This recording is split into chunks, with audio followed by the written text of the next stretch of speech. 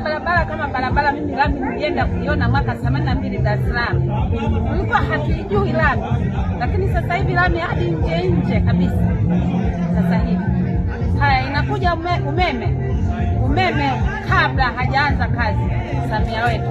Tulikuwa tunatumia sisi batari koroboi, tulikuwa tunamulikia au mapira haya tunawasha. Zamani wabibi wakasema acheni mapira, lakini sasa hivi umeme mwemwele hadi jikoni tumekuta umeme. Maji tulikuwa tunachukua, kwa kweli maji ni mbali, unaenda ndio umejitwisha kichwani, galoni mkononi, lakini sasa hivi maji hadi uwanjani, mlangoni maji.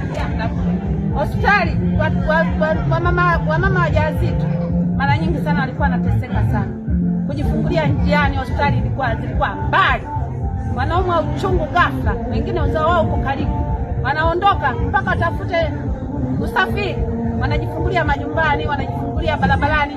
Lakini sasa hivi mahospitalini yapo karibu tu nje vijijini vyetu, kwenye vijiji vyetu. Kwa kweli tunamshukuru.